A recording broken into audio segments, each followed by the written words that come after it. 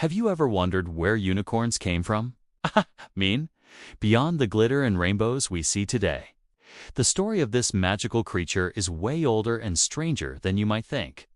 Let's gallop back in time and uncover the real history of the unicorn. Our journey begins in ancient Greece around the 4th century BC. A Greek physician named Ctesias wrote about a mysterious animal from India. He described it as a wild ass, fast and fierce, with a white body, a red head, and dark blue eyes. But the most important part, it had a single horn on its forehead, about 1.5 feet long. This horn was said to be white at the base, black in the middle, and crimson at the tip. Drinking from a cup made of this horn was believed to cure diseases and protect against poison. This wasn't a magical, sparkly horse, it was a real, powerful, and slightly terrifying creature.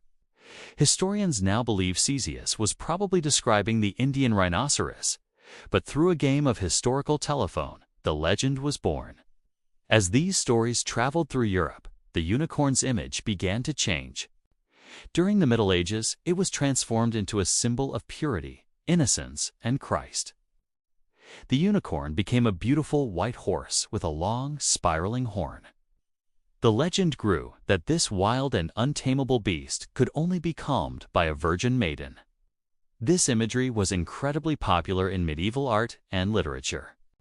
The famous The Hunt of the Unicorn tapestries, for example, show a group of noblemen and hunters pursuing a unicorn, which is eventually captured through this method. The unicorn's horn, now called an alicorn, was still believed to have miraculous healing powers. It was one of the most valuable items in the medieval world, with alicorns selling for more than 10 times their weight in gold. Of course, most of these unicorn horns were actually narwhal tusks sold by clever traders. Then came the Renaissance, a time of science and exploration, as explorers traveled the world and brought back more accurate descriptions of animals like the rhinoceros and the narwhal.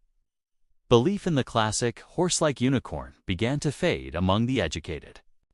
People started to connect the dots and realize the legend was a mix of real animal accounts and centuries of myth-making. The unicorn slowly moved from books of natural history into the realm of folklore and fairy tales. It was no longer a real creature to be hunted, but a symbol of magic and wonder.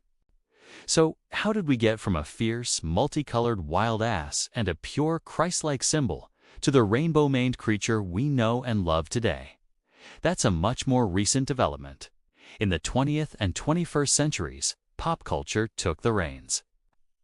Fantasy literature, movies, and especially the internet reshapes the unicorn into a symbol of individuality, fantasy, and pure joy. It became associated with bright colors, glitter, and a kind of whimsical, magical happiness. The modern unicorn is less about ancient healing powers and more about embracing what makes you unique and wonderful. From a misunderstood rhinoceros in ancient India to a medieval symbol of purity, and finally to a modern icon of pop culture, the unicorn has had an incredible journey. It proves that some legends are so powerful, they just keep evolving. What does the unicorn mean to you? Let me know in the comments below. Thanks for watching, and don't forget to like and subscribe for more dives into myth and history. See you next time.